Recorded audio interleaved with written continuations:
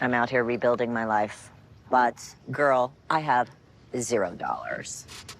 Hi, I'm Danny, Page Six host and social media editor, but most importantly, I am not Erika Jayne's lawyer. Hey, I'm Evan, senior TV reporter here at Page Six, and I'm also Vicky Gunvalson's punching bag. And Evan, are you ready to spill some Housewives reality? Oh, Danny, I was born ready. I've got my tea. Let's go. Virtual Reality.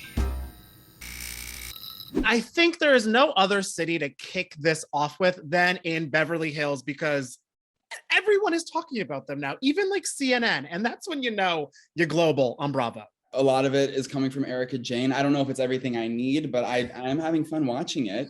Nobody wants to see themselves with nothing. But obviously, the victims here are the ones that need to be paid the money. It's plain and simple. I feel like this is a much bolder Kyle than we've seen in a really long time. I think Erika scares a lot of people, and I think she really scares Kyle, but she's doing a really good job at deflecting from all her legal drama. And I think that's why the girls are kind of tiptoeing around. Garcelle, she had to play a game of never have I ever to get Erika Jayne to try and say something about it, but of course she didn't. Never have I ever stolen anything. Oh. I really thought it was going to go against her favor. I really thought it was going to end up Sutton and her using like their kind of like Rose and Jack and Titanic using her little wheelchair as like it'd be the whole like, can they both fit on the door? I thought they were going to go overboard. I'm glad they didn't. Garcelle always tries. Even though she wasn't successful this time, she always tries, and I commend her for that. Sutton is trying to play it a little bit cooler now on the show, it seems. But did you see her Instagram, I guess, musical debut this week? Someday I'll be living in a big old city, and all you're ever gonna be is me.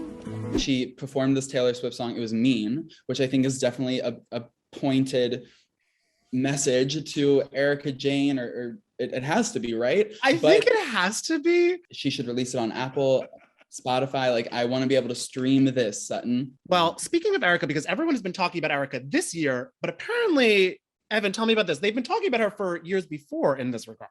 Well, according to Camille, she was tweeting that there was a housewife who was supposedly a good friend of Erika's, who was also a West Coast-based housewife, who was spreading the gossip about Erika at Andy Cohen's baby shower in 2019, before this was even a thing.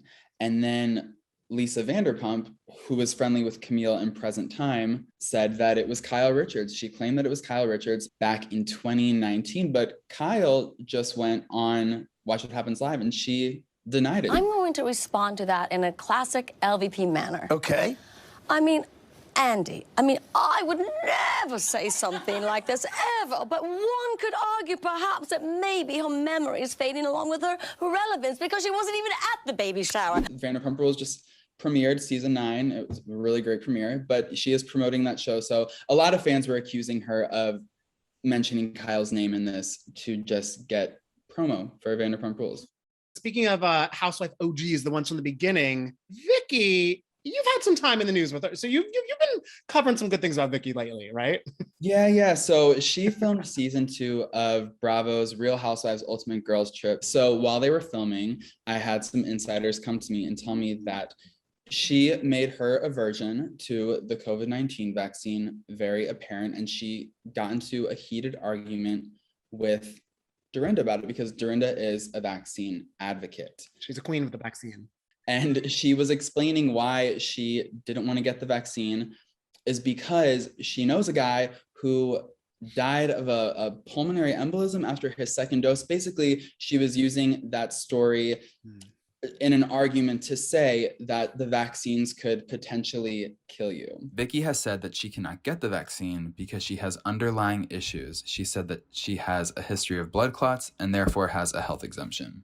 We published that story, and ring-a-ding-ding, I get a call from Vicky, and she had a few choice words to share with me, many of which I cannot say here, many of which are 4-letter words. You know what I recommend you doing with her to try to mend that fence? What? Going ice fishing, because I've heard that is a perfect way for enemies to become friends again, or so they thought on Salt Lake City when Meredith truly did she had to Usain Bolt her way from the car to where they were fishing for trout. There are homophobic tweets regarding my son's sexuality that you have liked? Jen Shah invited all the girls out to go ice fishing, and she invited Meredith Marks, who, as viewers are well aware, they've been feuding for a while over the pretty disgusting social media behavior aimed at Meredith's sons, Brooks. That's pretty homophobic in nature, as Meredith explained to Jen Shah on the ice. I'm really glad that she decided to go, because I felt like there was a chance she couldn't, but I'm glad she went there. She addressed it. But Jen Shah just couldn't take it. I do not blame Meredith for just getting up and walking away, because she was sitting there denying everything, blaming it on the social media manager, that she doesn't post her own stuff on social, that she doesn't like her own stuff. She just kind of was just all on the offense, which is never the right thing to do to really handle the situation, but is the best thing to do when you're on Housewives. Atlanta is having such a shakeup. I know, it's truly devastating. Portia Williams, Cynthia Bailey, they're out. Cynthia was on there for 11 seasons. Portia was on there for 10. I'm broken, because I truly feel like Portia, these past few seasons, has become the Nene Leakes of the group. Like, she's the queen of Atlanta. And yes. I feel like the empire will crumble without her. Another OG who claims she will never be back on Bravo, because you're up, she's up here, Bravo's down here, is now what she's saying. Kind of ironic. Bethenny Frankel, she decided to go on a rant about like pronouns and gender identity, and it just wound up being, just in my opinion, so unnecessary to do. You know, everybody's giving their pronouns, and the next thing you know, you're gonna be like, I don't pronoun. I don't want to tell you that.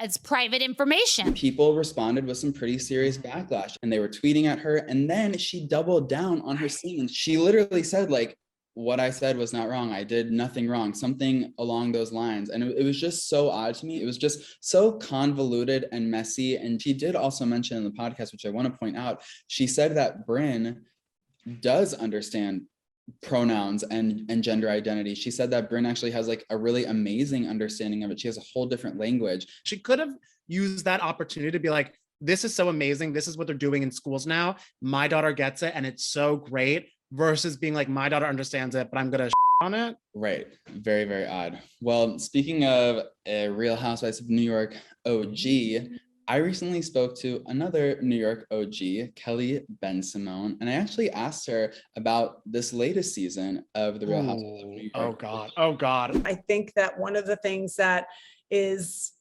really difficult about reality TV is really being able to be real on camera, and just being, really real, not selling what you want people to see. Not even Kelly BENSIMONE knows how to fix it. She sort of implied that maybe the current cast isn't authentic enough. She said she is open to the idea of going back to Real Housewives of New York, which I don't know. It's exciting to me. Is it exciting to you? Would you like to see Kelly back?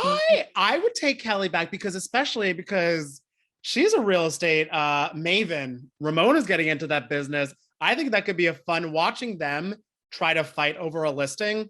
That is the Housewives I love. Wait, and you spoke to someone else this week too, right? That I'm dying because I love her. Tell me everything. I spoke to Dr. Wendy OSEFO from the Real Housewives of Potomac. 4 degrees.